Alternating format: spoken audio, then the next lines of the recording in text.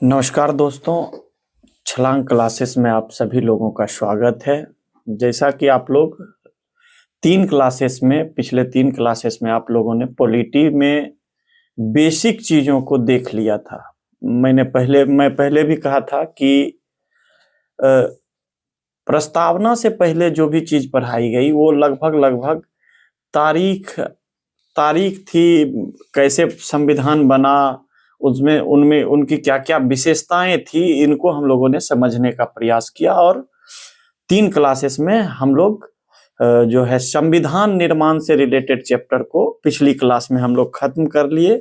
उसका question series बाकी है, ये मुझे याद है। लेकिन आज से जो भी क्लास चलेगा, चूंकि मैं बताया कि प्रस्तावना जैसे ही शुरू होता है उसके बाद समझने और समझाने की प्रक्रिया अच्छे से शुरू हो जाती है।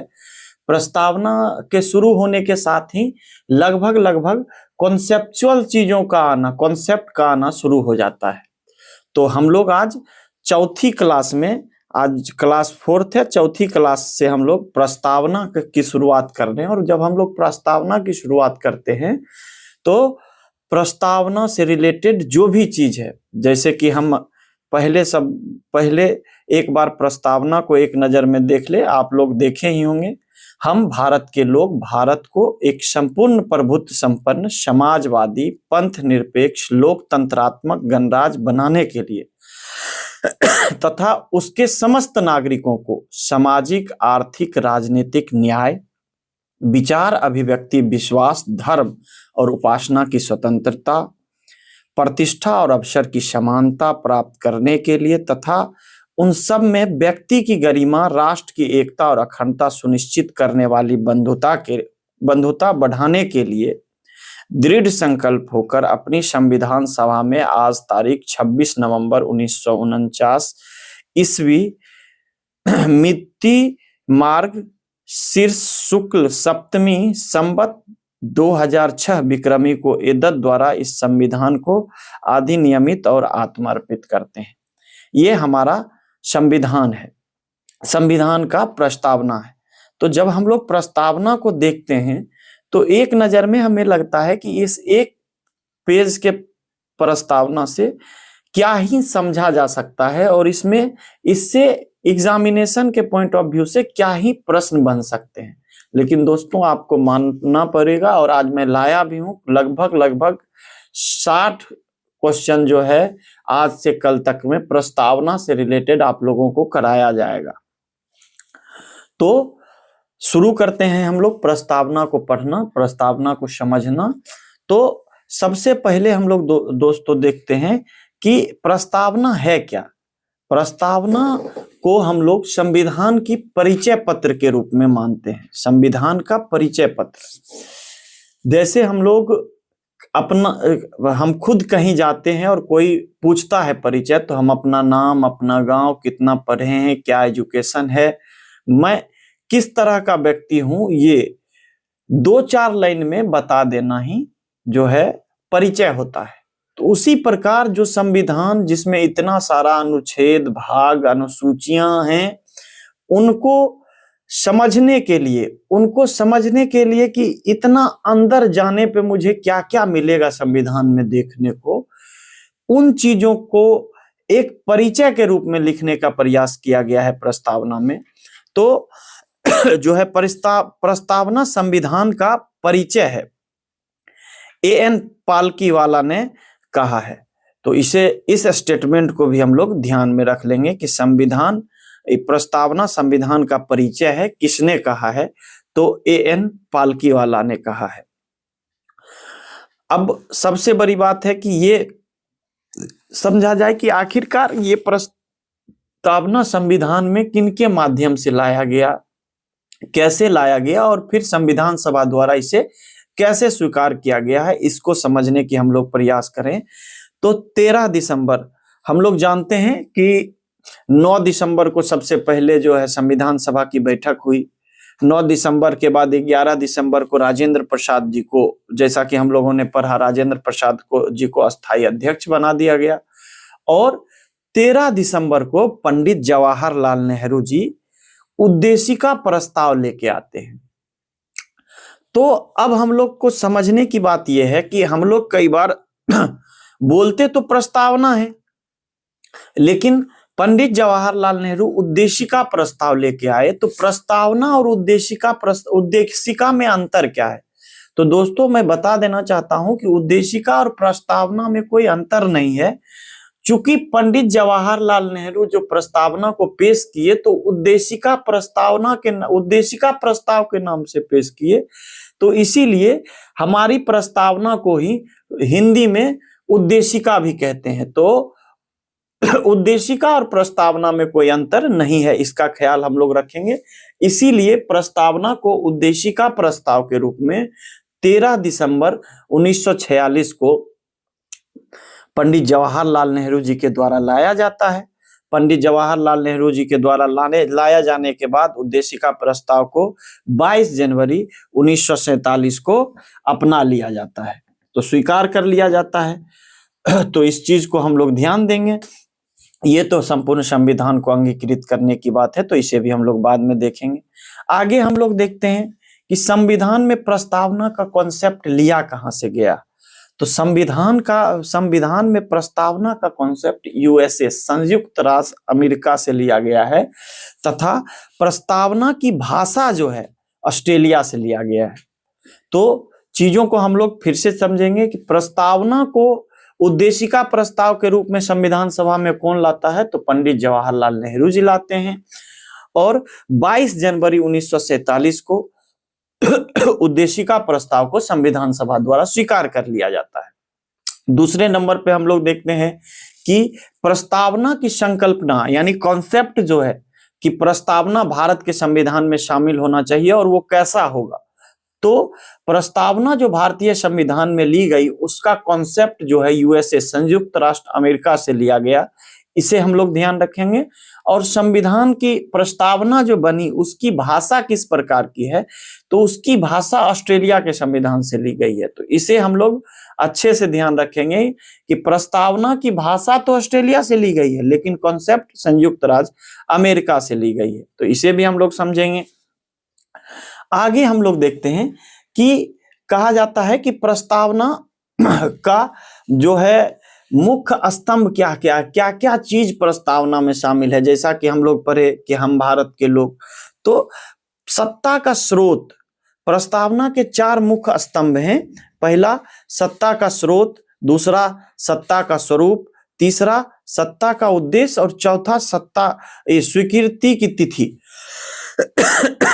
तो ये सत्ता का स्रोत जो है क्या है प्रस्तावना में, ये जो सत्ता का स्रोत जो हम लोग देखते हैं जनता है, ये प्रस्तावना में कहाँ है।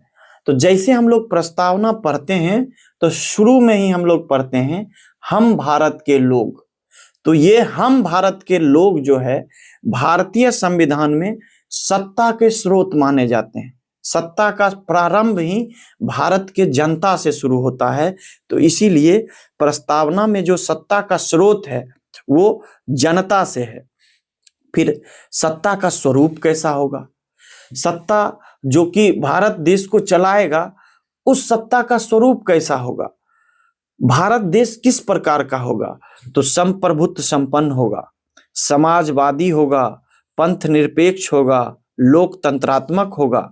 तो हम लोग इन तमाम शब्दों को बारी बारी से समझेंगे कि संप्रभुत्व संपन्न का मतलब क्या होता है, समाजवादी का मतलब क्या होता है, पंथ निरपेक्ष का मतलब क्या होता है और लोकतंत्रात्मक गणराज्य का मतलब क्या होता है। तो हम लोग देखते हैं कि सत्ता का स्वरूप क्या क्या है, सत्ता का स्वरूप किस प्रकार का है, हमारा देश किस प्रकार का होगा। तो हमारा देश संप्रभुत्व संपन्न होगा, समाजवादी होगा, पंथ निरपेक्ष होगा, लोकतंत्रात्मक गणराज्य होगा। तो हम लोग सत्ता के 4 प्रमुख स्तंभों में 2 को देख लिए कि सत्ता का स्रोत क्या होगा, यानी सत्ता को पावर कहां से मिलेगी, तो सत्ता को पावर मिलेगी जनता से, हम भारत के लोगों से। और सत्ता का स्वरूप क्या होगा, किस प्रकार का जो है भारत बनेगा, भारत का निर्माण किस प्रकार से होगा, उसमें क्या क्या चीजें होंगी। तो संपूर्ण प्रभुत्व संपन्न होगा भारत, समाजवादी होगा, पंथ निरपेक्ष होगा और लोकतंत्रात्मक गणराज्य होगा। सत्ता का उद्देश्य क्या होगा, यानी भारत में जो सत्ता होगा उसका उद्देश्य क्या क्या होगा, इसके बारे में हम लोग जब जानते हैं तो न्याय को सुनिश्चित करना, स्वतंत्रता देना, समानता, बंधुता, ये सत्ता का उद्देश्य होगा। और स्वीकृति की तिथि हम सबको पता है 26 नवंबर 1949। इसको किस दिवस में मनाया जाता है इस दिवस को, तो आप लोग कमेंट में जरूर बताइए। तो अब हम लोग आगे बढ़ते हैं। तो हम लोगों ने देखा कि सत्ता का स्रोत क्या होगा। सत्ता का स्रोत जो हम भारत के लोग होगा वो सत्ता का स्रोत होगा। जैसा कि आप लोग देखते हैं कि रूसो जो है, रूसो कहता है vox of people, vox of God. जनता की वाणी ही ईश्वर की वाणी है। तो हम लोगों ने भी अपनाया कि जनता जो है सत्ता का सबसे ऊपर का चीज होगा। और हमारे संविधान में सबसे पहला अक्षर यही लिखा हुआ है कि संविधान की प्रस्तावना में कि हम भारत के लोग, तो हम भारत के लोगों के द्वारा ही सत्ता को डिसाइड किया जाएगा कि किसके हाथ में सत्ता होगा। भारत के निर्माण में किस तरह से जो है किसके हाथों में सत्ता दी जाएगी और भारत का निर्माण किस प्रकार का होगा, भारत देश का स्वरूप किस प्रकार का होगा, ये जनता के द्वारा तय किया जाएगा। तो सत्ता का स्वरूप जो है, सत्ता का स्रोत जो है हम भारत के लोगों से है। तो हम भारत के लोगों के द्वारा जो है सत्ता का स्रोत माना गया है। तो हम लोग आगे देखते हैं कि सत्ता का स्वरूप जो है किस प्रकार का होगा। संप्रभुत्व संपन्न होगा, यानी कि भारत जो है अपने आप में संप्रभुत्व संपन्न का क्या मतलब है, तो भारत अपने आप में किसी अन्य देश पे किसी भी चीज के लिए जो है अनुमति या इजाजत के लिए मोहताज नहीं होगा। भारत का एक स्वतंत्र संविधान होगा और भारत हर चीज में फैसला लेने के लिए स्वयं जिम्मेवार होगा। लेकिन संप्रभुत्व संपन्न का जब बात आता है, संप्रभुत्व संपन्न का मतलब हम लोग समझे कि भारत हर एक फैसला, अपने आंतरिक मामले का हर एक फैसला अपने हिसाब से ले सकता है, तो उसे संप्रभुत्व संपन्न कहते हैं। तो कई बार ये क्वेश्चन पूछा जाता है, समकालीन विमर्श में कई लोग कहते हैं कि जब जो है भारत का वैश्वीकरण हुआ, जो है WTO आया, वर्ल्ड बैंक आया, वर्ल्ड बैंक आया, जो है यूनाइटेड नेशंस आए, तो भारत को का बहुत सारा फैसला जो है अब इन संगठनों में भारत के शामिल हो जाने के कारण स्वयं नहीं लिया जाता है। तो क्या अब भारत संपूर्ण प्रभुत्व संपन्न देश है? इसको ऐसे समझा जाए कि कई बार अब जब विमर्श होता है तो विमर्श में यह चर्चा होता है कि जब से भारत WTO, वर्ल्ड बैंक आदि आदि संगठन जो है विश्व भर में है, उसको जब से भारत ने अपनाया तो उसके बाद भारत को अपना बहुत सारा फैसला इन संगठनों के नियमों के हिसाब से लेना पड़ता है। तो क्या अब भारत संप्रभुत्व संपन्न संगठन है? तो आपको जान लेना चाहिए कि भारत आज भी संप्रभुत्व संपन्न है और आगे भी संप्रभुत्व संपन्न रहेगा। ये WTO, UN, WB आदि के नियम को भारत अपने शर्तों पे मानता है। इसको एक उदाहरण से आप समझ लीजिए कि जैसे कि हम लोग कुछ नियम घर के बनाते हैं। जैसे हम एक मोहल्ले में रहते हैं और फिर हम लोग मिलके एक नियम बनाते हैं कि आज से कोई भी व्यक्ति जो है अपने घर के अंदर में जो है कूड़ा नहीं रखेगा, क्योंकि अगर वो बीमार पड़ते हैं तो उससे प्रभावित होकर आसपास के लोग भी बीमार पड़ते हैं। तो ऐसी स्थिति में जो है आपके पड़ोस के घर के लोग आपके घर में बहुत झांकने नहीं जाएंगे, लेकिन चूंकि आप खुद बीमार हो जाएंगे तो आप अपने घर को साफ रखना चाहेंगे। तो यही स्थिति है इस संगठनों में शामिल होने का। चूंकि हम लोग चाहते हैं कि अन्य देशों से ठीक से हमारा व्यापार हो, अन्य देश के लोग भी हमारे यहाँ व्यापार करें और हमारे लोग भी वहां जाके व्यापार करें। तो WTO जैसे, वर्ल्ड ट्रेड ऑर्गेनाइजेशन जैसी संस्था है, वो कुछ नियम बनाती है। इसको इस नियम को हम अपने फायदे घाटे को देख के, हम अपनी देश की जनता के जो है फायदे को समझ के इन संगठनों में शामिल होते हैं। और इन संगठनों में जब हमारा फायदा नहीं होगा तो हम जब चाहें इन संगठनों से अलग हो सकते हैं। ये हमारा अपना फैसला है। तो इसीलिए जो है कई बार सवाल पूछा जाता है, जैसे पिछली बार बीपीएससी जो है बहुत पहले का सवाल है कि भारत के संविधान में लोक प्रभुता एक भ्रम है। तो इन चीजों को भी हम लोग समझेंगे। तो भारतीय संविधान में संप्रभुत्व संपन्न जो है ये कोई जो है खत्म नहीं हुआ और ना होने वाला चीज है। हम लोग जहां भी हैं अपनी मर्जी से हैं और जब चाहें हम किसी भी संगठन का साथ छोड़ सकते हैं। तो इसे हम लोग देखते हैं। आगे हम लोग देखते हैं समाजवादी। संविधान में हमने पढ़ा है कि हम भारत के लोग भारत को एक संपूर्ण प्रभुत्व संपन्न, तो हमने देख लिया हम भारत के लोग भारत को एक संपूर्ण प्रभुत्व संपन्न देख लिया। अब हम लोग देखेंगे समाजवादी का अर्थ क्या होता है। तो समाजवादी से अर्थ है, कई बार हम लोग देखते हैं कि समाजवादी से अर्थ ऐसा मान लिया जाता है कि भारत में जो है मार्क्सवाद आ गया है, मार्क्सवादी जो है विचारधारा को समाजवादी विचारधारा मान लिया जाता है। तो भारत का समाजवाद, भारतीय समाजवाद कैसा है, इसको हम लोग समझेंगे कि भारत में किस प्रकार का समाजवाद है। जैसे दो प्रकार का समाजवाद होता है, एक मार्क्सवादी समाजवाद या और एक होता है लोकतांत्रिक साम्यवादी समाजवाद। तो लोकतांत्रिक समाजवाद। तो भारत में किस प्रकार का समाजवाद है, ये जो समाजवादी शब्द हमारे संविधान में है, तो इसको हम लोग समझते हैं कि लोकतांत्रिक समाजवाद से हमारा अभिप्राय मार्क्सवाद से नहीं है। मार्क्सवाद तो सीधे कहता है कि अमीर और धनाढ्य लोगों से जो है धन को छीनकर गरीबों में बांट दिया जाए, या फिर ये मार्क्सवाद खूनी क्रांति को मानता है, हिंसक विद्रोह को मानता है। भारतीय समाजवाद इस प्रकार की विचारधारा को नहीं मानता है। भारतीय समाजवाद जो है मानता है ऐसी विचारधारा का जिसमें हर चीज लोकतांत्रिक तरीके से हो, लोग पैसा कमाए, इसमें कोई प्रॉब्लम नहीं है, कोई धनाढ्य लोग भी हो, लेकिन सरकार का नजरिया समाजवादी हो।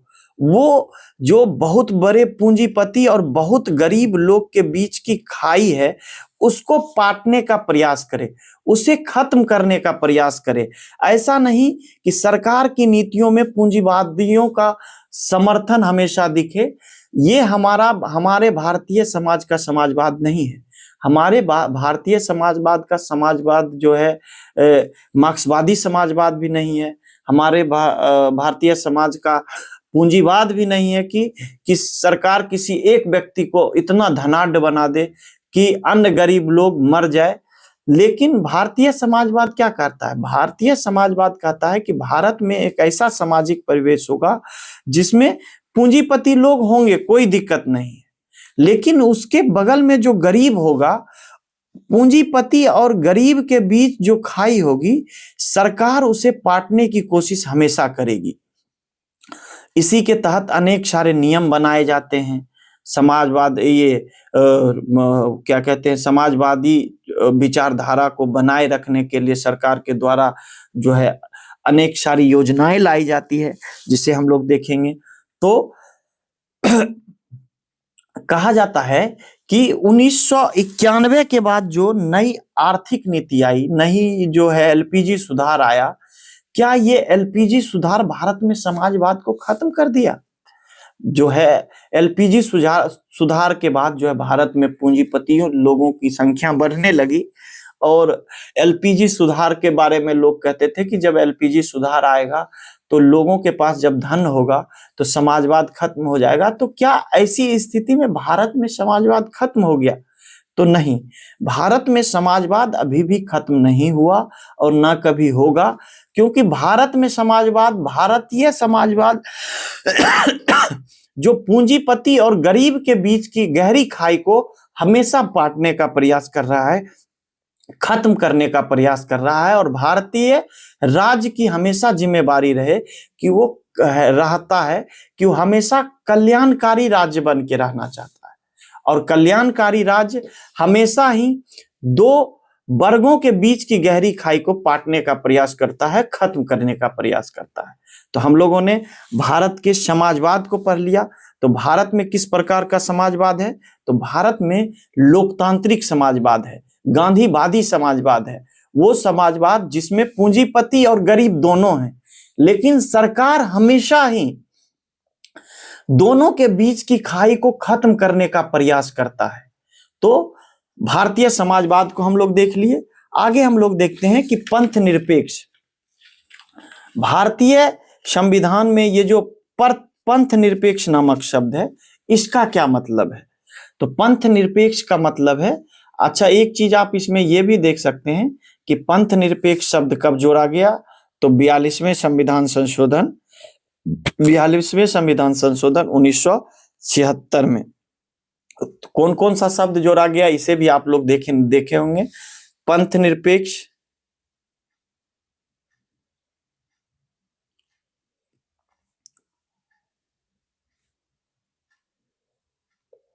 के अलावा और कौन से दो शब्द जोड़े गए?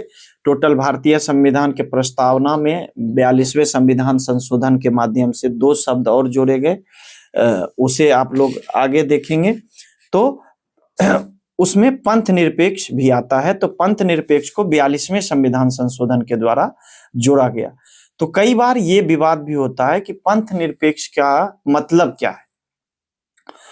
भारत में पंथ निरपेक्ष का मतलब क्या राज्य और धर्म के बीच, राज्य और पंथ के बीच अलगाव है, या फिर राज्य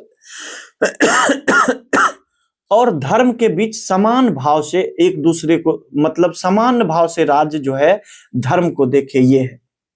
तो हम लोग देखते हैं कि भारत में जो पंथ निरपेक्षता है उसमें राज्य ऐसा नहीं है कि मंदिर और राज्य एक दूसरे से, या मस्जिद और राज्य, या फिर कोई धर्म और राज्य एक दूसरे से अलग अलग है, बिल्कुल ऐसा नहीं है। आप ध्यान से समझेंगे, ये दोनों अलग अलग नहीं है, बल्कि भारत का जो राज्य है उसका कोई अपना धर्म नहीं है, वो तमाम धर्म के साथ समान व्यवहार करता है और धर्मों को समान रूप से संरक्षण देता है। तो इसे हम लोग याद रखेंगे कि भारत का जो है संविधान किसी धर्म को या किसी धर्म या किसी पंथ को जो है अलग नजरिए से नहीं देखता है। भारत के राज्य के लिए तमाम धर्म, तमाम पंथ एक जैसा है और भारतीय राज्य उसके साथ समान व्यवहार करती है। तो इसे भी हम लोग देख लिए। आगे हम लोग देखते हैं लोकतंत्रात्मक क्या होता है, डेमोक्रेसी क्या होती है। लोकतंत्रात्मक का क्या मतलब होता है? तो डॉक्टर अंबेडकर के तर्क, हमें स्थायित्व से अधिक उत्तरदायित्व की आवश्यकता है। ऐसी संस्था जिसमें उत्तरदायित्व ज्यादा हो। भारत लोकतांत्रिक देश है, यहाँ लोगों के द्वारा सरकार चुनी जाती है, और लोग जब सरकार चुनते हैं तो उस सरकार को लोगों के प्रति उत्तरदायित्व का भाव भी होता है। लोगों के माध्यम से सरकार के द्वारा जवाब मांगा जाता है। तो इसी बात पे डॉक्टर ने कहा कि स्थायित्व से अधिक उत्तरदायित्व की आवश्यकता है। ऐसा नहीं है कि किसी एक व्यक्ति को सरकार बना दिया और 5 साल वो अपना पूरा कर लिया, इससे सरकार बहुत अच्छा हो गया। जरूरी ये है कि किसी व्यक्ति को अगर सरकार बनाया गया, किसी व्यक्ति को अगर जनता के द्वारा चुना गया, तो वो व्यक्ति ये सुनिश्चित करे कि जिन माध्यमों से, जिन वादों के साथ जनता उसे चुनती है, क्या वो व्यक्ति जो चुना गया वो जनता के उन वादों को पूरा करता है कि नहीं, वो अपनी जवाबदेहिता सुनिश्चित कर पाता है कि नहीं। ऐसा नहीं है कि नरेंद्र मोदी हो या किसी व्यक्ति हो, किसी को 5 वर्ष के लिए सरकार बना दिए और वो 5 वर्ष तक टिका रह गया सरकार में, तो इससे कोई बहुत अच्छा लोकतंत्र बन जाएगा। ये लोकतंत्र का पहचान नहीं है। लोकतंत्र का पहचान है कि अगर नरेंद्र मोदी की सरकार बनती है, जनता लोकतांत्रिक तरीके से उन्हें चुनते हैं, और जनता जब उन्हें चुनते हैं तो नरेंद्र मोदी की जिम्मेवारी होती है कि चुनाव से पहले उन्होंने जनता को जो जो वादा किया, जिन जिन बातों को कहकर वोट मांगा, क्या नरेंद्र मोदी की सरकार अपनी सरकार बनाने के बाद अपने कार्यकाल के अंतर्गत उन वादों को पूरा कर पाया कि नहीं। तो आप लोग देखेंगे कि यही है लोकतांत्रिक सरकार में विधायिका और कार्यपालिका के बीच में सामंजस्य होता है। विधायिका और कार्यपालिका के बीच सामंजस्य होगा तो विधायिका का ही भाग कार्यपालिका है। हम लोग जैसा कि जानते हैं कि हमारे कार्यपालिका में वही लोग हैं जो विधायिका में चुन के आए हैं, तो ऐसे में उन्हें 5 साल बाद फिर जनता के पास जाना है, जो अपने चुनाव के माध्यम से फिर चुन के आने के लिए। और ऐसी स्थिति में अगर वो जनता के लिए उत्तरदायित्व तो नहीं रखता है तो जनता उन्हें जो है अगले बार मतों से वंचित कर उन्हें सरकार से बाहर फेंक देती है। तानाशाही से रक्षा होता है। तो ऐसी स्थिति में कोई भी सरकार जिसे अब लगता है कि मुझे 5 साल के बाद सरकार के सामने जाना है, जनता के सामने जाना है, वो तानाशाही से बचता है। किसी प्रकार की तानाशाही करने से अपने आप को बचा के रखता है ताकि जनता उसे फिर से दोबारा चुनाव में जीत कर ला सके। तो लोकतंत्रात्मक का मतलब आप लोगों ने समझ लिया। आगे हम लोग देखते हैं रिपब्लिक यानी गणराज्य का मतलब क्या होता है। देखिए, गणराज्य का मतलब होता है कि आपके देश का जो है प्रमुख, संविधान प्रमुख जो है, यानी कि हमारे देश का राष्ट्रपति का चुना हुआ होना आवश्यक है। गणराज्य, चूंकि हम लोग देखते हैं कि ब्रिटेन जो है, ब्रिटेन में गणराज्य नहीं है, जबकि भारत गणराज्य है। ब्रिटेन की महारानी जो है, ब्रिटेन का राजा जो है वंशानुगत तरीके से चुना जाता है, लेकिन भारत का राष्ट्रपति वंशानुगत तरीके से नहीं चुना जाता है, वह अप्रत्यक्ष रूप से चुनाव होता है राष्ट्रपति का। आप तमाम लोगों को पता है, राष्ट्रपति चैप्टर आएगा तो उसमें हम लोग पढ़ाएंगे। तो राष्ट्रपति का चुनाव जो है, राष्ट्रपति का निर्वाचन होता है, और निर्वाचित व्यक्ति का राष्ट्र का प्रमुख होना ही जनता के माध्यम से निर्वाचित, यानी जनता के माध्यम से प्रत्यक्ष या अप्रत्यक्ष रूप से निर्वाचित व्यक्ति का ही राष्ट्र का प्रमुख होना गणराज्य का प्रतीक है, रिपब्लिक का प्रतीक है। तो इसीलिए क्योंकि हमारे देश का राष्ट्रपति अप्रत्यक्ष रूप से चुना जाता है, तो हमारा राष्ट्र भी भारत जो है एक रिपब्लिक राष्ट्र होगा। आगे हम लोग देखते हैं उद्देश्य क्या क्या है। न्याय और स्वतंत्रता हम लोगों ने स्तंभ में देखा। यहाँ हम लोग जैसे कि देखा कि हम लोगों ने संप्रभुत्व संपन्न को समझ लिया, समाजवादी को समझ लिया, पंथ निरपेक्ष को समझ लिया, और लोकतंत्रात्मक और गणराज्य को भी समझ लिया। आगे हम लोग देखेंगे कि सत्ता का उद्देश्य क्या क्या है, सत्ता का उद्देश्य क्या क्या है, न्याय क्या है, स्वतंत्रता क्या है, समानता क्या है और बंधुता क्या है। कई बार इस चीज को भी ध्यान रखिएगा कि पूछ दिया जाएगा प्रस्तावना में कितने न्याय की बात की गई, कितनी स्वतंत्रता की बात की गई, कितनी समानता की बात की गई। तो इस पे भी हम लोग चर्चा करते हैं, हालांकि पहले देख लेते हैं। तो हम लोग देखते हैं कि सामाजिक, आर्थिक एवं राजनीतिक न्याय। तो भारतीय संविधान में प्रस्तावना में न्याय कितने प्रकार के हैं, तो 3 प्रकार के हैं। इसे भी हम लोग ध्यान रखेंगे, सामाजिक, आर्थिक और राजनीतिक न्याय। कई बार एग्जामिनेशन में पूछा जाता है कि भारतीय संविधान की प्रस्तावना में किसके कौन कौन से न्याय की बात की गई है, तो सामाजिक, आर्थिक और राजनीतिक न्याय। फिर स्वतंत्रता की बात आती है, तो विचार, अभिव्यक्ति, विश्वास, धर्म और उपासना की स्वतंत्रता। 5 स्वतंत्रता है भारतीय समाज में, तो भारतीय संविधान की प्रस्तावना में। तो भारतीय संविधान की प्रस्तावना में कितने न्याय हैं, तो 2 प्रकार के न्याय हैं, आर्थिक और राजनीतिक न्याय। 3 प्रकार के न्याय हैं, आर्थिक, राजनीतिक एवं सामाजिक न्याय। कितने प्रकार की स्वतंत्रता है? तो विचार, अभिव्यक्ति, विश्वास, धर्म और उपासना की स्वतंत्रता है। और समानता क्या है? तो प्रतिष्ठा और अवसर की समानता है। तो ये क्वेश्चन कई बार पूछा जाता है, तो इसे आप लोग ध्यान दे दीजिए कि भारतीय संविधान में न्याय कितने प्रकार का है? 3, स्वतंत्रता कितने प्रकार का है? 5, और समानता कितने प्रकार का है? तो 2। इसे आप लोग ध्यान रख लीजिएगा। आगे फिर हम लोगों को मिलेगा, हम लोग इस पे बात करेंगे। तो हम लोग बात कर रहे थे कि सत्ता का उद्देश्य क्या है? न्याय। कौन कौन सा न्याय? तो उसे भी हम लोगों ने देखा। न्याय सामाजिक, आर्थिक एवं राजनीतिक न्याय।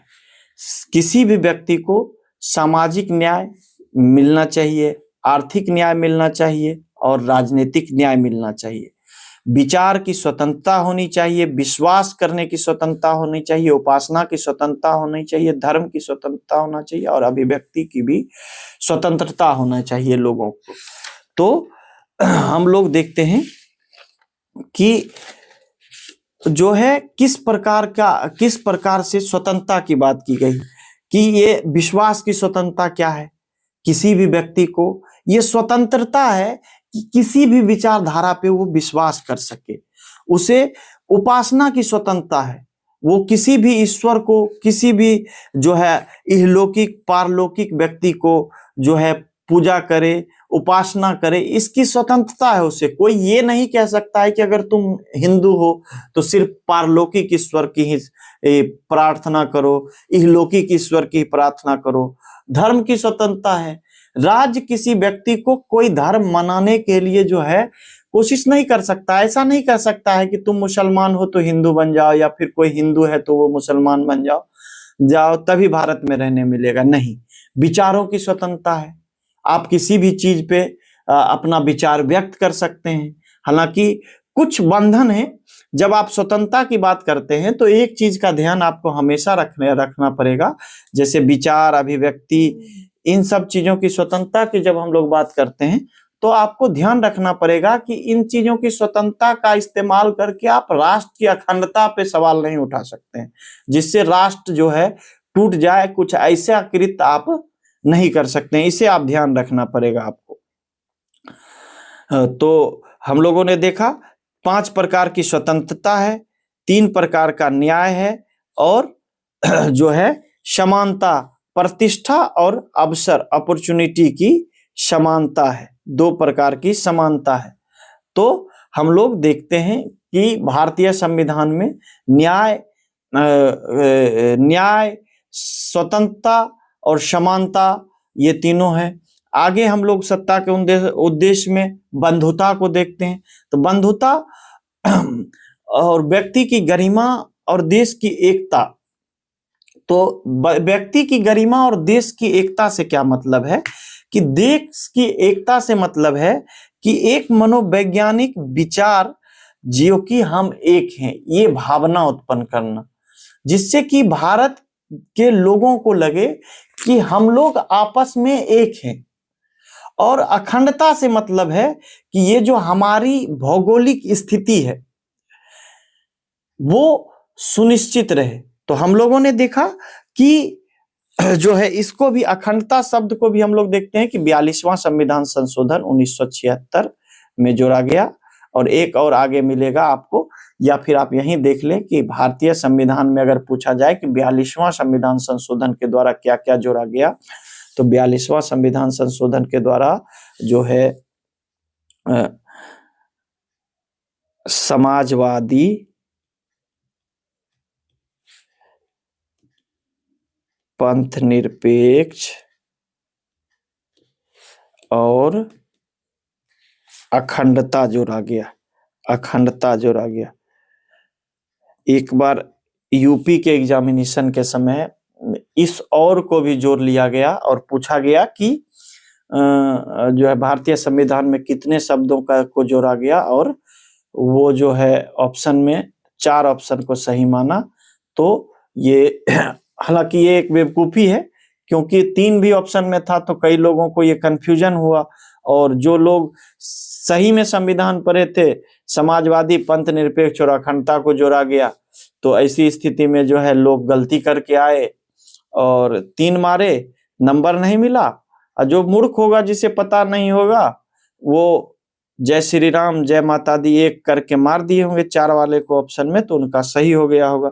तो देश में एग्जामिनेशन लेने वाली संस्थाओं की एक हकीकत ये भी है। तो खैर आगे बढ़ते हैं। तो अखंडता शब्द से क्या मतलब है कि देश की भौगोलिक सीमा भी आपस में अलग नहीं हो, इसका भी ख्याल रखना। आगे हम लोग संविधान की प्रस्तावना के बारे में विशेषज्ञों की राय देखते हैं। तो विशेषज्ञों की राय जो है के.एम. मुंशी साहब कहते हैं, यह हमारे संप्रभु लोकतांत्रिक गणराज की जन्म कुंडली है। तो प्रस्तावना को जो है संविधान की जन्म कुंडली जो है कौन कहता है? तो जो है के.एम. मुंशी जी, पंडित ठाकुरदास भार्गव जी प्रस्तावना को संविधान की आत्मा कहते हैं। वहीं अर्नेस्ट वाकर महोदय जो है संविधान की कुंजी के रूप में देखते हैं प्रस्तावना को, और प्रस्तावना को दीर्घकालिक सपनों का विचार के रूप में सर अलादी कृष्णस्वामी अय्यर जी देखते हैं। आगे हम लोग एक चर्चा देखते हैं जिसमें अभी तक बहुत सारा चर्चा हुआ, जिसमें ये चर्चा किया गया कि क्या संविधान जो है, संविधान में जो है प्रस्तावना जो है वो भारत का, ये जो प्रस्तावना है ये संविधान का अंग है या नहीं है। इस बात पे कई बार चर्चा किया गया और इसको हम लोग देखते हैं कि सबसे पहले बेरुवारी केस होता है 1960 में, और सुप्रीम कोर्ट कह देता है कि प्रस्तावना संविधान का अंग नहीं है।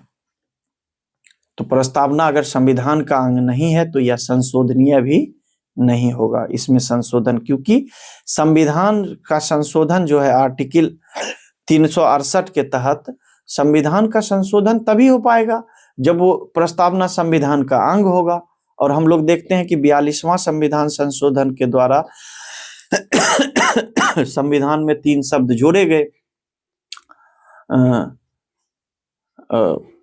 पंथ निरपेक्ष, अखंडता और समाजवादी। तो हम लोग देखते हैं कि सबसे पहले बेरुवारी केस में जो है ये सुप्रीम कोर्ट कहता है कि जो है प्रस्तावना संविधान का अंग नहीं है। लेकिन फिर जब 1973 में केशवानंद भारती का निर्णय होता है तो उसमें जो है संविधान, ये सुप्रीम कोर्ट अपने ही फैसले को बदलते हुए ये कहता है कि प्रस्तावना संविधान का अभिन्न अंग है। तो इसको हम लोग ध्यान से देखेंगे। इसी फैसले के बाद मूल ढांचे का सिद्धांत भी आया, क्योंकि संविधान मूल ढांचे का सिद्धांत, क्योंकि संविधान सभा ने कहा कि ये प्रस्तावना संविधान का अभिन्न अंग है और इसमें संशोधन तो किया जा सकता है, लेकिन मूल ढांचे के सिद्धांत का उल्लंघन नहीं होगा। इसमें संविधान के मूल ढांचा में कोई परिवर्तन नहीं होगा।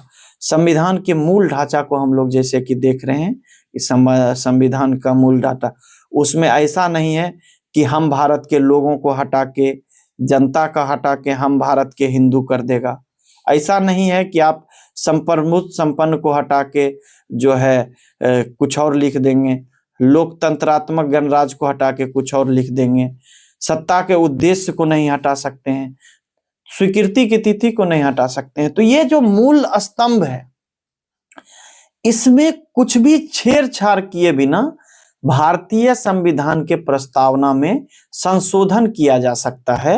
ये जो कॉन्सेप्ट है इसे ही मूल ढांचे का सिद्धांत कहा जाता है। तो कई बार एग्जामिनेशन में पूछेगा कि मूल ढांचे का सिद्धांत किस संविधान संशोधन के बाद आया है, तो आप लोग ध्यान रखें और बता दें कि केशवानंद भारती केस जो है 1973 के बाद जो है, जब संविधान की प्रस्तावना को संविधान का अभिन्न अंग मान लिया गया, तो उसी केस में सुप्रीम कोर्ट के द्वारा मूल ढांचे के सिद्धांत को भी लागू किया गया। आगे हम लोग देखते हैं कि जो है मिनर्वा मिल्स केस हो, SR बमई केस हो, या फिर LIC केस हो, इन सब केसों में जो है संविधान सभा ने कहा कि प्रस्तावना संविधान का अंग है। तो चूंकि प्रस्तावना अगर संविधान का अंग है तो प्रस्तावना संशोधनीय भी होगा। प्रस्तावना संशोधनीय होगा तो प्रस्तावना में जो है प्रस्तावना में इसी माध्यम से जो है 42वां संविधान संशोधन के माध्यम से 1976 में समाजवादी, पंथ निरपेक्ष और अखंडता जोड़ा गया। तो हम लोग प्रस्तावना के बारे में लगभग पूरा बात देख चुके हैं। संविधान की प्रस्तावना से रिलेटेड मुझे लगता है कि जितनी बात बता दी गई उससे बाहर एक भी क्वेश्चन आपका ना आया है और ना आएगा। तो आप लोग इसे रिवीजन के माध्यम से देख लें। अगर आपको नोट्स की आवश्यकता होगी तो आप कमेंट कर देंगे, मैं आपको टेलीग्राम चैनल पे, अपने टेलीग्राम चैनल छलांग क्लासेस पे दे दूंगा। तो प्रस्तावना को संविधान का परिचय पत्र किसने कहा?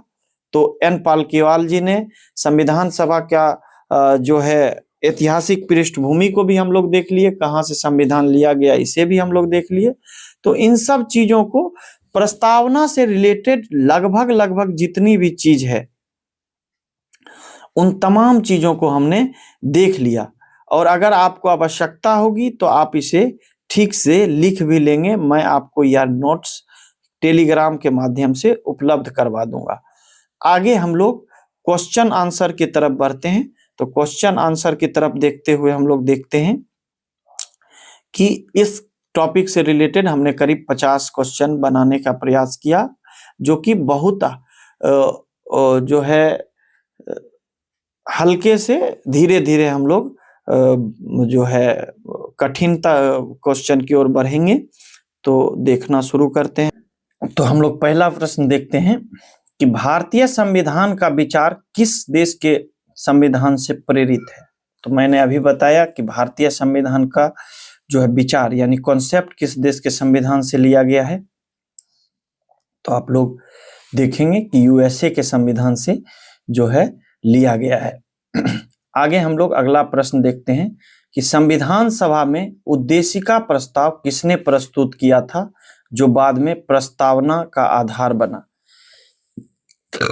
तो उद्देशिका प्रस्ताव कौन लाए थे? तो हम लोगों ने देखा कि जवाहरलाल नेहरू जी के द्वारा लाया गया।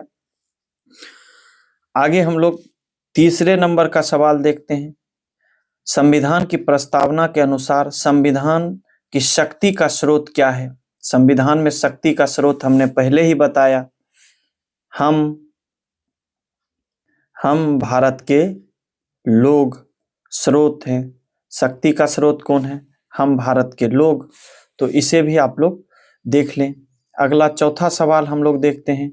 चौथा सवाल है कि प्रस्तावना में संप्रभु शब्द का क्या अर्थ है? क्या संप्रभु शब्द का अर्थ है? भारत को अंतर्राष्ट्रीय संगठनों जैसे WTO और IMF के सभी निर्णय मानने होंगे। देश की शासन सीधे जनता द्वारा चलाया जाता है। केवल देश की आंतरिक मामले में स्वतंत्र निर्णय ले सकता है। भारत किसी अन्य देश पर निर्भर नहीं है और वह आंतरिक व बाह्य मामले में स्वतंत्र निर्णय लेने के लिए सक्षम है। मैंने बताया कि ये नहीं होगा, ये भी नहीं होगा और ये भी नहीं होगा, क्योंकि हमने बताया कि भारत अपनी तमाम निर्णयों को लेके खुद के ऊपर निर्भर करता है, चाहे वो आंतरिक मामले हो या बाह्य मामले हो।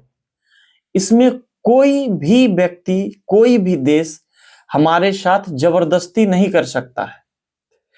तो हम लोग देखते हैं कि भारत किसी भी निर्णय को अपने हिसाब से लेगा, क्योंकि भारत एक संप्रभुत्व संपन्न देश है। तो कोई भी WTO हो, IMF हो और WB वर्ल्ड बैंक हो, कोई भी हम पे दबाव नहीं बना सकता है। हालांकि हम अपने जनता के अच्छाई के हिसाब से हो सकता है कि WTO का कोई बात मान लें, लेकिन वो भी हम अपनी मर्जी के हिसाब से मानेंगे, ना कि उसके कहने पे मानेंगे। तो भारत अपनी आंतरिक और बाह्य फैसला को जो है मानने के लिए स्वयं स्वतंत्र है। इस शब्द का संबंध है संप्रभु देश से। आगे हम लोग देखते हैं कि 42वें संविधान संशोधन 1976 द्वारा प्रस्तावना में निम्नलिखित कौन से शब्द जोड़े गए? कौन से शब्द जोड़े गए? मैं अभी बताया, समाजवादी, पंथ निरपेक्ष और अखंडता। आगे हम लोग देखते हैं छठा सवाल, प्रस्तावना में वर्णित गणराज्य का तात्पर्य क्या है? गणराज्य का तात्पर्य मैंने बताया, आप लोग देख लें कि गणराज्य का मतलब राष्ट्र का प्रमुख, राष्ट्र का प्रमुख चुना हुआ होगा। राष्ट्र का प्रमुख हमारा कौन है? तो राष्ट्रपति है। तो आगे हम लोग ऑप्शन पढ़ते हैं, सभी नागरिक समान राजनीतिक आधार पर प्राप्त है, इसको रिपब्लिक से कुछ लेना देना नहीं है। देश का कोई आधिकारिक धर्म नहीं है, ये भी नहीं। देश पर देश का प्रमुख वंशानुगत ना होकर जनता द्वारा प्रत्यक्ष और प्रत्यक्ष रूप से चुना जाता है। तो ये आंसर होगा, क्योंकि हमारे देश का राष्ट्रपति अप्रत्यक्ष रूप से देश में चुनी हुई सरकार है, इससे कोई मतलब नहीं है गणराज्य से, इसको लोकतंत्र से मतलब है, लोकतंत्र से मतलब है। आगे हम लोग देखते हैं कि किस मामले में सर्वोच्च न्यायालय ने यह माना कि प्रस्तावना संविधान का अंग नहीं है? तो हम लोग देखते हैं कि बेरूबारी विवाद होता है। बेरूबारी विवाद 1960 में होता है और बेरूबारी विवाद में सर्वोच्च न्यायालय कहता है कि जो है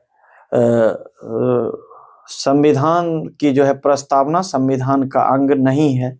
लेकिन मिनर्वा मिल्स मामले में जो है ये केशवानंद भारती केस में ये तय हो जाता है कि भारत का संविधान जो है ये प्रस्तावना जो है संविधान का अंग है।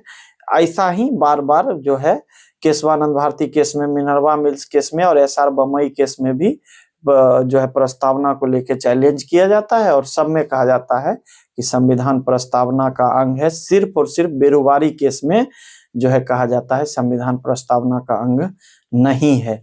तो आगे है कि भारतीय संदर्भ में पंथ निरपेक्षता का सबसे सटीक अर्थ क्या है?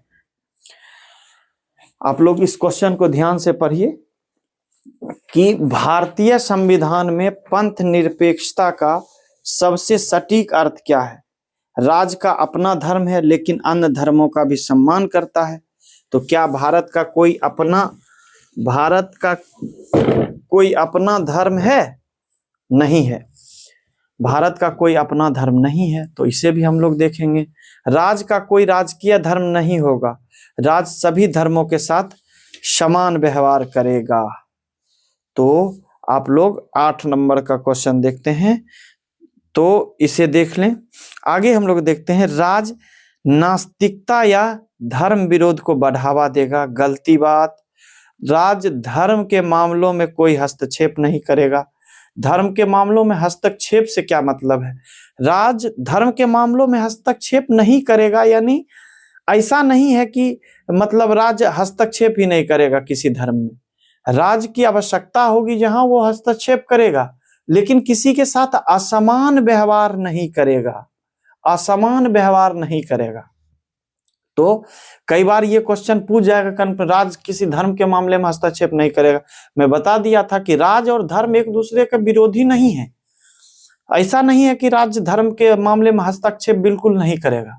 धर्म के मामले में हस्तक्षेप कर सकता है, लेकिन किसी दो धर्म के बीच असमानता नहीं फैलाएगा राज्य का कोई अपना धर्म नहीं है। प्रस्तावना में उल्लेख न्याय के आदर्श में क्या शामिल नहीं है? तो न्याय हम लोगों ने अभी पढ़ा कि भारतीय प्रस्तावना में कितने प्रकार के न्याय हैं। सामाजिक, आर्थिक एवं राजनीतिक न्याय। न्याय 3 है, सामाजिक,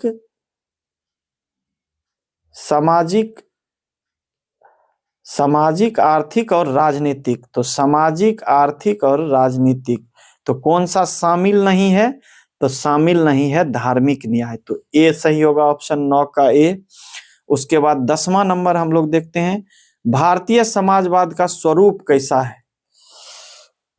भारतीय समाजवाद का स्वरूप कैसा है?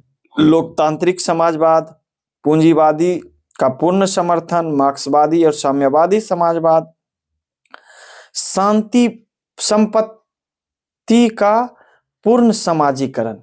तो हम लोग देखते हैं, नीचे से ही देखते हैं, संपत्ति का पूर्ण समाजीकरण। संपत्ति का पूर्ण समाजीकरण का मतलब है पूंजीपति के पास जितना पैसा है वो छीन लो और गरीब आदमी में बांट दो। तो क्या भारत में ऐसा होता है? नहीं होता है। मार्क्सवादी समाजवाद, तो मार्क्सवादी समाजवाद भी यही कहता है कि बहुत अमीर लोग हैं, जनता का नहीं सुन रहा है, तो लाल क्रांति करो, उसका खून कर दो, उसका सब पैसा चुन के जनता में दे दो, बराबर बराबर बांट लो। ऐसा भी नहीं है। अब पूंजीवाद का पूरा समर्थन भी नहीं है। तो भारतीय समाजवाद लोकतांत्रिक समाजवाद है। लोकतांत्रिक तरीके से सरकारें जो है जनता, आम जनता, गरीब जनता और पूंजीपतियों के बीच जो है पूंजी की एक गहरी खाई बन गई है, उस खाई को पाटने के लिए अनेक अनेक नियम बनाएगा और वो लोकतांत्रिक तरीके का नियम होगा। सरकार जो है मुकेश अंबानी, अदानी जैसे लोगों को कहेगा कि आप बहुत पैसे वाले अमीर व्यक्ति हैं, पूंजीपति लोग हैं, तो आप थोड़ा टैक्स बेसी दीजिए, उसी का टैक्स लेके हम जनता को दे देंगे, जनता को अनेक अनेक कार्यक्रमों के माध्यम से देंगे। तो ये लोकतांत्रिक समाजवाद है। ऐसा नहीं है कि नरेंद्र मोदी जाएंगे, चाहे कोई भी सरकार रहेगा वो जाएगा जबरदस्ती जो है मुकेश अंबानी घर से घींच के उसका सारा पैसा ले लेगा। ऐसा नहीं है। लोकतांत्रिक तरीके से होगा, टैक्स बनेगा। निर्मला आंटी जाएंगी, वो बोलेंगी कि जो है अब जो है टैक्स जो है इतना पैसा कमाओगे तो इतना पैसा लग जाएगा, ज्यादा पैसा लगेगा तो ज्यादा पैसा लगेगा, तो ज्यादा ज्यादा जो कमाओगे वो ज्यादा टैक्स दोगे, और जो ज्यादा टैक्स दोगे तो उसी टैक्स के पैसे से सरकार जो है गरीब आदमी में सामाजिक कल्याण की चीजें बांटेगा। तो आगे हम लोग देखते हैं, भारत में किस प्रकार का लोकतंत्र को अपनाया गया है? भारत में किस प्रकार के लोकतंत्र को अपनाया गया है? अध्यक्षात्मक लोकतंत्र, अभिजात लोकतंत्र, अध्यक्ष या प्रतिनिधि लोकतंत्र और प्रत्यक्ष लोकतंत्र, अप्रत्यक्ष या प्रतिनिधि लोकतंत्र। तो हम लोग देखते हैं क्या प्रत्यक्ष लोकतंत्र है। प्रत्यक्ष लोकतंत्र से मतलब क्या है, इसे हम लोग ध्यान से समझेंगे। प्रत्यक्ष लोकतंत्र से मतलब है एक ऐसा लोकतंत्र जिसमें जनता सीधे शासन करती है। जैसे मान लीजिए भारत का सब जनता है और सब सरकारें बन गया तो देश चल पाएगा? नहीं। अध्यक्षात्मक लोकतंत्र, राष्ट्रपति ही भारत का प्रधानमंत्री वाला पावर लेके रहेगा जैसे अमेरिका में लेके रहता है। अभिजात लोकतंत्र यानी कि राजा का बेटा राजा होगा, ये है नहीं। अप्रत्यक्ष प्रतिनिधिक लोकतंत्र है भारत में कि भारत की जनता अपने प्रतिनिधि को चुनकर भेजेगी और चुना हुआ, प्रत्यक्ष रूप से चुना हुआ, जनता के द्वारा चुना हुआ जो है अप्रत्यक्ष तरीके से जो है व्यक्ति, वो उस लोकतंत्र में शासन करेगा। तो भारत में किस प्रकार का लोकतंत्र है? अप्रत्यक्ष और प्रतिनिधिक लोकतंत्र। इसे भी हम लोग देख लेंगे। 11 नंबर क्वेश्चन। अब 12 नंबर हम लोग देखते हैं कि किसने प्रस्तावना को संविधान की आत्मा कहा? किसने प्रस्तावना को संविधान का आत्मा कहा? मुंशी साहब, के.एम. मुंशी साहब ने। आगे हम लोग देखते हैं कि 13 नंबर क्वेश्चन, प्रस्तावना में उल्लेखित बंधुता का उद्देश्य क्या है? बंधुता का उद्देश्य क्या है? केवल देश की एकता सुनिश्चित करना, विचार अभिव्यक्ति धर्म की स्वतंत्रता देना, व्यक्ति की गरिमा, राष्ट्र की एकता तथा अखंडता सुनिश्चित करना, सभी नागरिकों के समान सद्भाव, व्यक्ति की गरिमा और राष्ट्र की एकता अखंडता सुनिश्चित करना। तो हम लोग 13 नंबर का देखते हैं, सी आंसर होगा। 13 नंबर में सी आंसर होगा। 14 नंबर हम लोग देखते हैं, सर्वोच्च सामग्री के अनुसार के.सी. वेहर ने भारतीय संविधान को लोक प्रभुता एक भ्रम क्यों कहा? जैसा कि हम लोग जानते हैं के.सी. वेहर महोदय ने कहा कि भारत का जो संविधान बना है, भारत का संविधान जो है, भारत का संविधान बना है, इसमें जो है जनता ने प्रत्यक्ष रूप से भागीदारी नहीं निभाई है। तो जनता ने जब प्रत्यक्ष रूप से भागीदारी नहीं निभाई है तो इसमें लोक प्रभुता कह देना कि ये जनता के द्वारा बनाया हुआ सरकार है, ये एक भ्रम मात्र है। हालांकि ऐसी कोई बात नहीं है। हम लोग देखते हैं कि भले ही उस समय देश की स्थिति बहुत ठीक नहीं थी, जिसके कारण जो है किसी भी प्रकार से अप्रत्यक्ष तरीके से चुनाव करके जो है संविधान सभा में लोगों को बुलाया गया। लेकिन हम लोग देखते हैं कि जब 1952 में चुनाव होता है तो वही अप्रत्यक्ष रूप से चुने गए संविधान सभा के तमाम लोग फिर से प्रत्यक्ष रूप से चुन के भारत के संसद में पहुंचते हैं। तो केसी विहर का ये कहना कि जो है संविधान में जो है लोक प्रभुता एक भ्रम है, तो ये गलत है। हालांकि अब हम लोग क्वेश्चन के पे बढ़ते हैं कि स्रोत सामग्री के अनुसार केसी विहर ने भारतीय लोक प्रभुता को एक भ्रम क्यों कहा? क्योंकि भारतीय संविधान सभा में केवल उच्च जाति के लोग थे, क्योंकि भारतीय ब्रिटिश मंजूरी दी गई थी, क्योंकि भारतीय संविधान सभा का चुनाव अप्रत्यक्ष निर्वाचन के आधार पे हुआ था। तो ये क्योंकि भारत में गरीब, ये गलत है। तो आप लोग 14 का सी आंसर लगा सकते हैं। आगे हम लोग देखते हैं, आगे क्या है? भारत की संसदीय लोकतंत्र प्रणाली की एक प्रमुख विशेषता क्या है? भारत की संसदीय लोकतंत्र प्रणाली का एक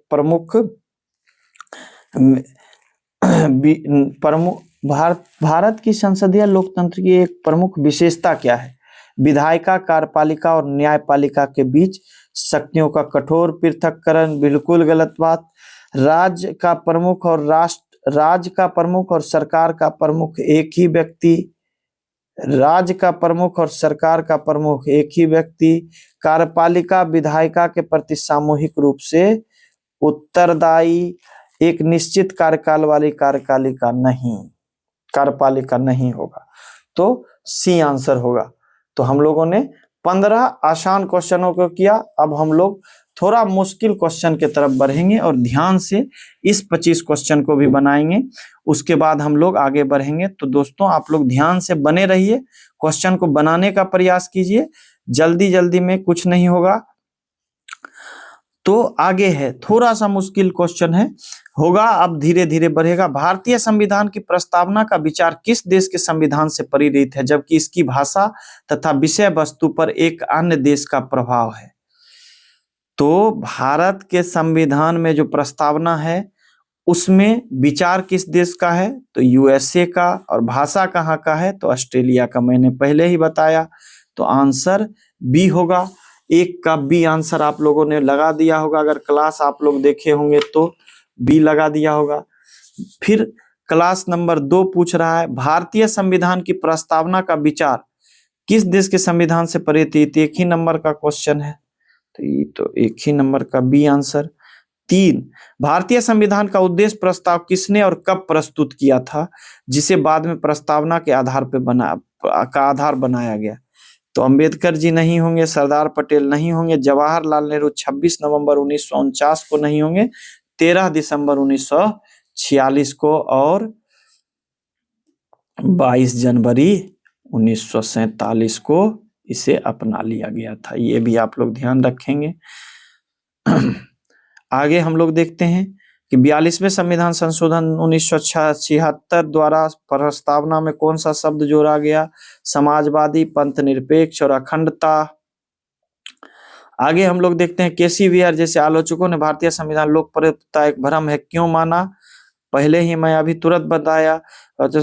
चुनाव प्रत्यक्ष रूप से सार्वभौमिक वयस्क मताधिकार है, क्योंकि भारतीय संविधान सभा का चुनाव प्रत्यक्ष रूप से सार्वभौमिक वयस्क मताधिकार के आधार पर नहीं हुआ था, अभी तुरंत हमने चर्चा की। स्रोत के अनुसार भूमंडलीकरण के वर्तमान दौर में भारत की संप्रभुता पर क्या प्रभाव पड़ा? WTO जैसी संस्था की सदस्यता के कारण भारत की संप्रभुता गंभीर रूप से प्रभावित हुई? बिल्कुल गलत बात है, जरा सा नहीं हुआ। हम अपने मन से तुम्हारे साथ हैं, जब मन होगा तब अलग हो जाएंगे। भारत केवल आंतरिक मामलों में संप्रभु है, बाहरी मामलों में नहीं। बिल्कुल गलत बात है, जब मन होगा बात नहीं मानेंगे। और जब मन होगा कोई भी बात मान जाएंगे, चाहे वो अमेरिका कहे या चाहे वो रूस कहे, तो मेरे मन पे है। पर्यावरण और आतंकवाद जैसे वैश्विक मुद्दे के कारण किसी भी देश के लिए संप्रभु बने रहना असंभव है। भारत ने स्वेच्छा से इन अरे असंभव कहाँ है, भारत ने स्वेच्छा से इन संस्थाओं की सदस्यता ग्रहण की। वह जब चाहे इनकी सदस्यता से त्याग कर सकता है, अतः इनकी संप्रभुता प्रभावित नहीं होती। ये बात आप बढ़िया लगा। हम अपने मन से WTO, IMF, वर्ल्ड बैंक के साथ हैं। आप नियम बनाओ, हमको अच्छा लगेगा कि मेरे जनता के लिए ठीक है, मेरे लोकतांत्रिक देश के लिए बढ़िया है, तो मानेंगे, और नहीं तो नहीं मानेंगे। ये अगर नहीं मानने का पावर हमको है तो हम लोग संप्रभु देश हैं। भारतीय समाजवाद की प्रकृति क्या है? जैसा कि स्रोत सामग्री में वर्णित है, भारतीय समाजवाद की प्रकृति क्या है? तो भारत में मार्क्सवादी समाजवाद है? बिल्कुल नहीं। भारत एक ऐसे प्रणाली है जिसमें निजी संपत्ति का पूर्ण उन्मूलन और उत्पादन, कभी भी संसाधनों का राष्ट्रीयकरण शामिल है, जबरदस्ती थोड़ी होता है। यह 1911 में आर्थिक नीति के बाद पूरी तरह अप्रासंगिक हो गया। कहाँ से? बिल्कुल नहीं। लोकतांत्रिक समाजवाद जो अहिंसक और लोकतांत्रिक तरीके से सामाजिक अर्थ प्रयास करता है। हाँ, लोकतांत्रिक तरीके से जो है, निर्मला ताई कहेंगी कि अब जो है इस वर्ष से अगर अंबानी जी इतना कमाते हैं तो उनको इतना टैक्स देना पड़ेगा ताकि लोगों का कल्याण हो सके, तो ये संभव है। जबरदस्ती किसी से छीना नहीं जाएगा। सर्वोच्च न्यायालय ने किस मामले में यह माना कि प्रस्तावना संविधान का अभिन्न अंग है और पिछले निर्णय को पलट दिया? तो बेरीवारे निर्णय को पलट दिया और केशवानंद भारती मामले में कहा कि संविधान का एक अभिन्न अंग है। आगे देखते हैं, गणराज्य शब्द भारतीय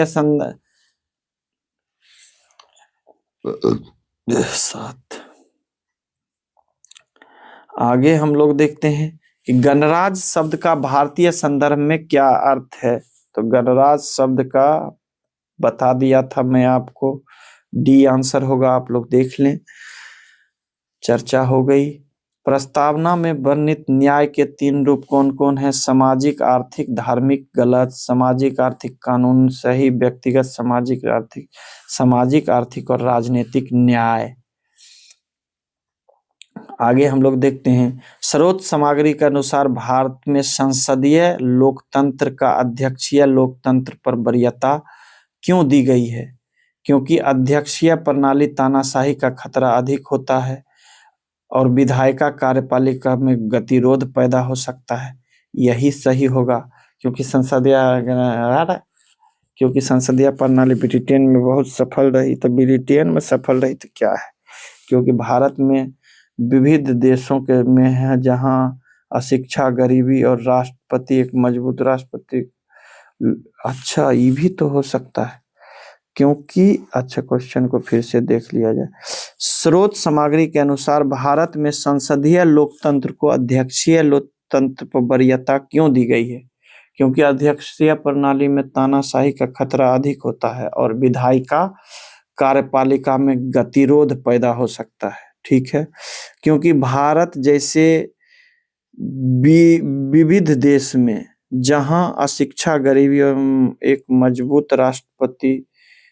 मजबूत राष्ट्रपति लोकतंत्र को नष्ट कर सकता है। ज्यादा प्रभावी आंसर ये है। ये भी हालांकि सही है, खतरा होता है तो, लेकिन ज्यादा सही ये माना जाएगा अगर यही ऑप्शन रहता A और D दोनों, तो A और D दोनों सही होता। लेकिन अभी सिर्फ ऑप्शन 1 है, तो मेरे समझ से D ज्यादा सही होगा, क्योंकि एक ही व्यक्ति अध्यक्षता प्रणाली में अगर इतना मजबूत हो जाएगा तो भारत जैसे जो है विविधताओं वाला देश को खतरा हो सकता है। तो ये भी सही है और ये भी सही है, तो ऐसी स्थिति में A और D दोनों सही है, तो आंसर आप दोनों को लगा सकते हैं। ये थोड़ा सा इसको आप लोग देख लीजिएगा। किसने भारतीय संविधान की प्रस्तावना को संविधान की राजनीतिक जनपत्री कही है? के.एम. मुंशी, न्यायमूर्ति गजेंद्र गढ़कर, जवाहरलाल नेहरू और ठाकुरदास भार्गव। तो आप लोग इसका जवाब दीजिए 11 का ए। के.एम. मुंशी संविधान की जन्मपत्री किसे कहा?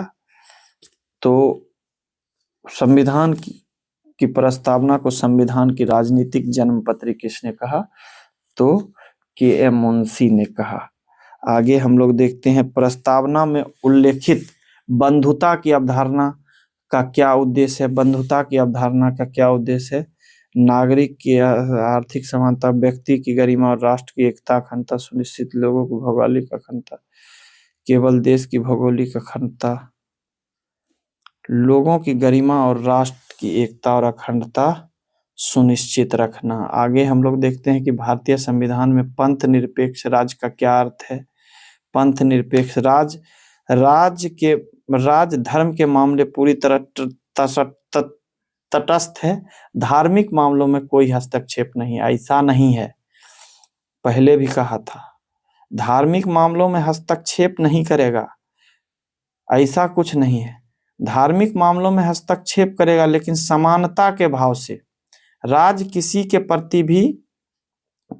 प्रति भी जो है अलग से कुछ मतलब बहुत ज्यादा किसी भी धर्म के प्रति प्रभावित नहीं होगा। राज एक विशिष्ट धर्म के अधीन है। राज धर्म के विरुद्ध है और किसी भी धार्मिक आचरण की अनुमति नहीं देता। ये सब कौन लिख देता है गलत सलत बात? राज का अपना कोई राजकीय धर्म नहीं है, वह सभी धर्मों के साथ समान है। ये बढ़िया बात है, डी आंसर होगा। आगे हम लोग देखते हैं, स्रोत सामग्री में हम भारत के लोग वाक्यांश केवल औपचारिक शुरुआत के लिए कोई अर्थ नहीं है, पागला हो क्या? यह दर्शाता है कि संविधान भारत के लोगों द्वारा ब्रिटिश संसद के लिए बनाया गया। कौन बोलता है?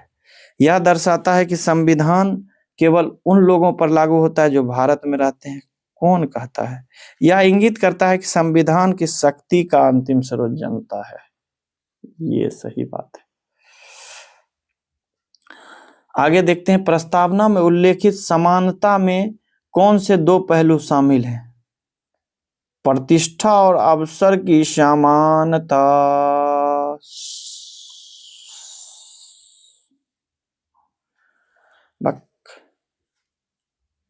ये आंसर सही होगा भाई साहब, मैंने पहले ही बता दिया है, इसे बार बार नहीं बताऊंगा। डीएस नकारा मामले 1900 सर्वोच्च न्यायालय ने समाजवाद की व्याख्या कैसे की? तो भारतीय समाजवाद न्यायालय का भारत का समाजवाद मुख्य रूप से आय की समानता को कम करने के लिए मजदूर कल्याण करना है। समान नहीं है। न्यायालय ने कहा कि भारतीय समाजवाद निजी संपत्ति का पूर्ण राष्ट्रीयकरण कर देगा। बिल्कुल गलत बात है। न्यायालय ने समाजवाद को एक अप्रासंगिक आदर्श घोषित क्या क्या लिख देता है। आगे देखिए, प्रस्तावना के संबंध में आलोचना क्यों की जाती है कि यह अपरिवर्तनीय है? तो 17 नंबर क्वेश्चन, 17 नंबर आप लोग देखिए, क्योंकि यह ना तो विधायिका की शक्ति का स्रोत है, ना ही उनकी शक्तियों पर कोई प्रतिबंध लगाता है। इसे सीधे न्यायालय में लागू नहीं किया जा सकता है। ये बिल्कुल सही बात है, ये सब गलत बात है, क्योंकि संविधान संशोधन नहीं किया जा सकता, बट किया जा सकता है। अभी तुरंत बताए ना, 42वां संविधान संशोधन। आगे देखिए, स्रोत सामग्री के अनुसार भारत में अप्रत्यक्ष लोकतंत्र के स्वरूप को अपनाया गया है और यह किस देश की प्रणाली से प्रेरित है? अप्रत्यक्ष लोकतंत्र संसदीय लोकतंत्र ब्रिटेन से प्रेरित है। प्रत्यक्ष लोकतंत्र स्विट्जरलैंड से। मिश्रित लोकतंत्र अध्यक्ष, यही सही होगा भाई, 18 का ए। आगे देखिए, प्रस्तावना में वर्णित स्वतंत्रता में कौन सी 5 स्वतंत्रताएं शामिल है? हाँ, विचार, विश्वास, समानता, बंधुता, अभिव्यक्ति, धर्म, संपत्ति, भाग, शिक्षा, भाषण, विचार, अभिव्यक्ति, विश्वास, धर्म और उपासना की स्वतंत्रता सही है। न्याय तो अपने 2 तरह का है, 3 तरह का। फिर समानता अपने है 2 तरह का। तो ये सब को इसमें काहे शामिल कर दिया?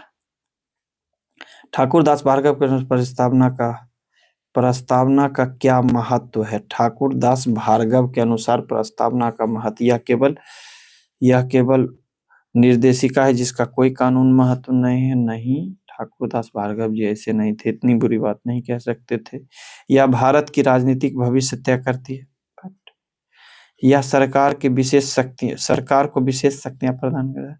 यह संविधान का आत्मा है।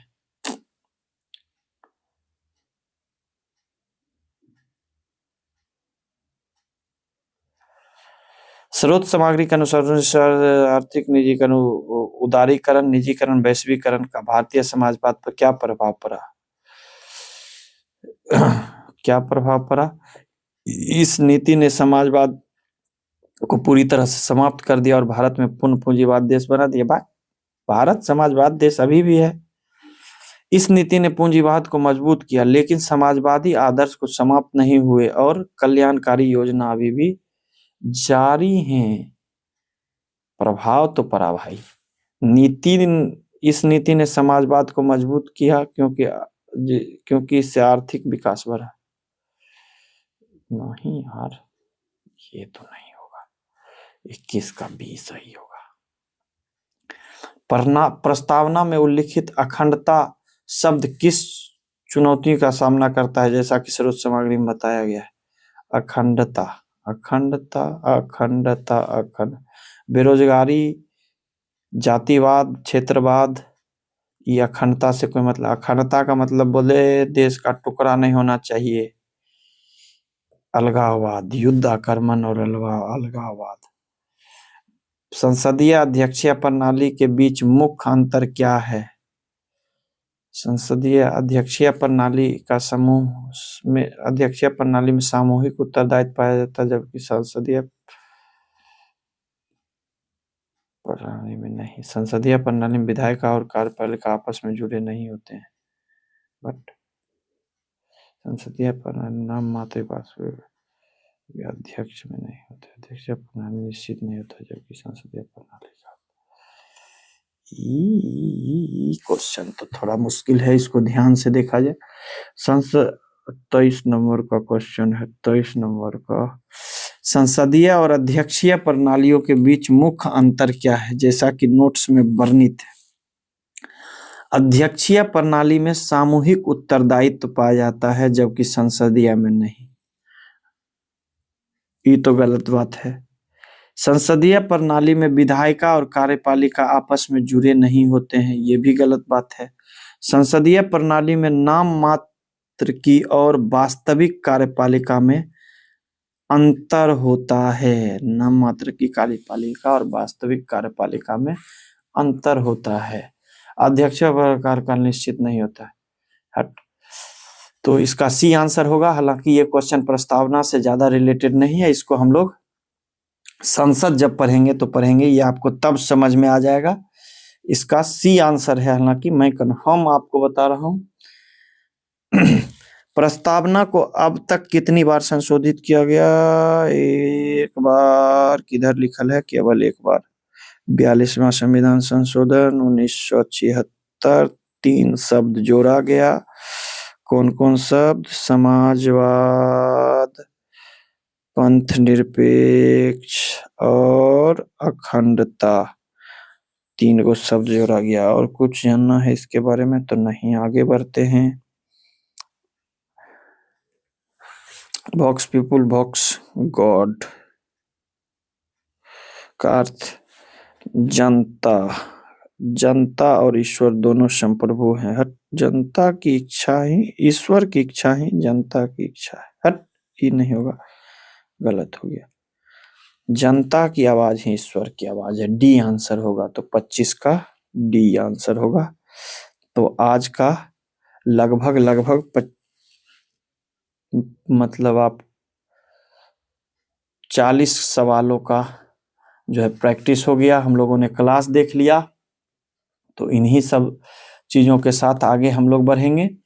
आगे हम लोग देखेंगे कि जो है इसी क्लास से रिलेटेड अभी आप लोगों को 6 मिनट का जो है एआई जनरेटेड ऑडियो भी मिलेगा, जो आपका अभी तक पढ़े हैं उसको समराइज करके बनाया गया, तो उसे भी आप लोग देख लेंगे।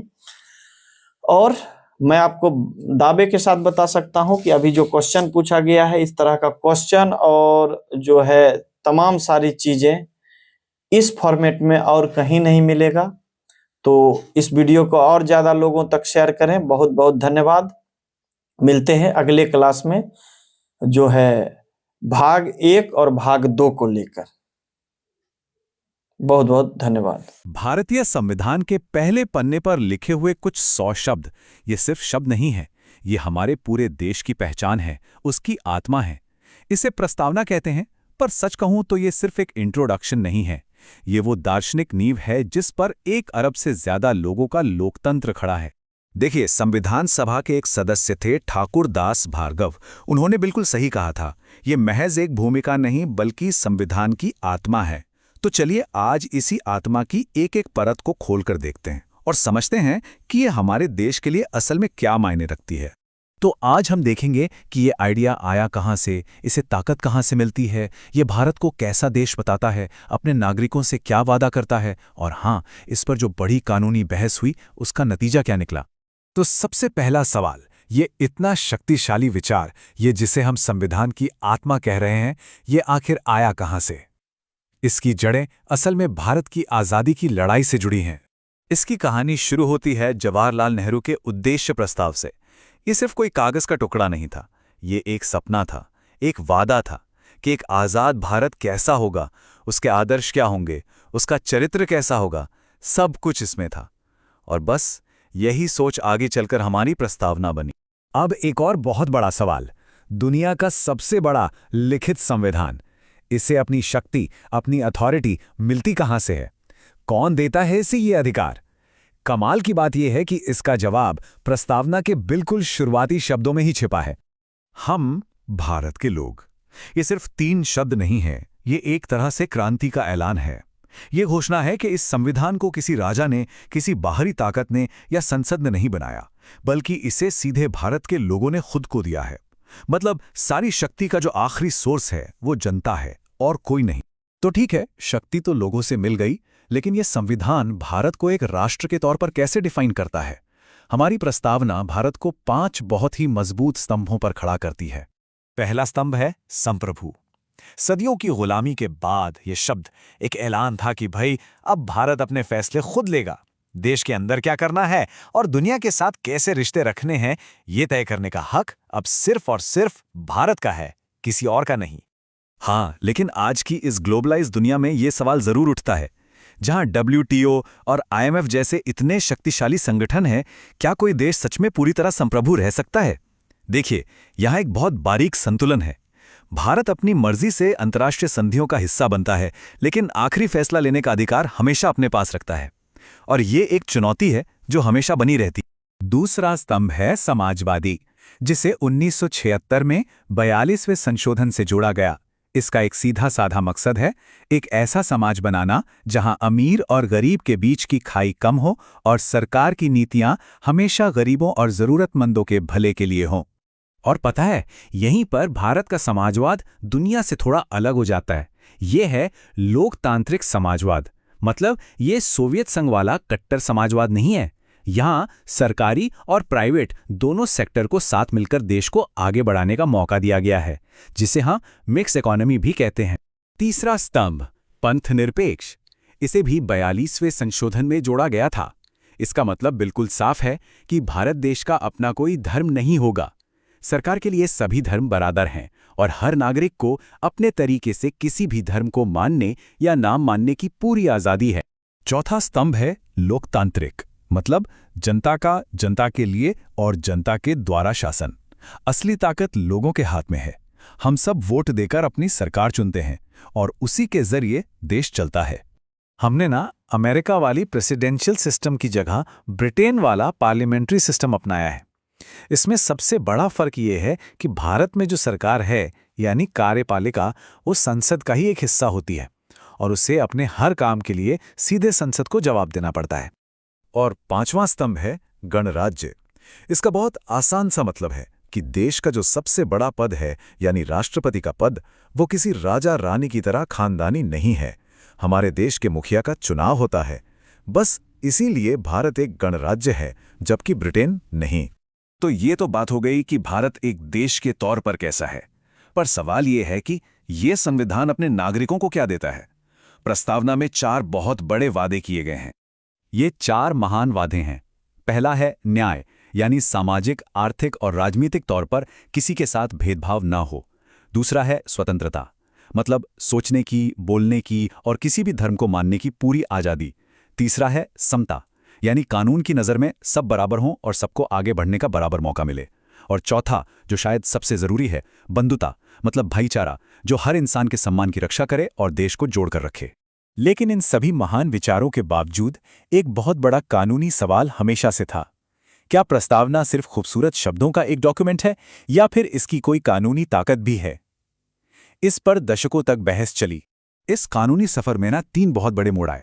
1960 के बेरुबारी केस में सुप्रीम कोर्ट ने कहा कि प्रस्तावना संविधान का हिस्सा नहीं है। लेकिन फिर आया 1973 का ऐतिहासिक केशवानंद भारती केस, जिसने सब कुछ बदल दिया। सुप्रीम कोर्ट ने अपना ही फैसला पलटा और ऐलान किया कि प्रस्तावना संविधान का एक बहुत ही जरूरी हिस्सा है। और इसी फैसले के बाद 1976 में वो मशहूर संशोधन भी हो पाया। तो आज की कानूनी सच्चाई ये है, प्रस्तावना संविधान का हिस्सा है।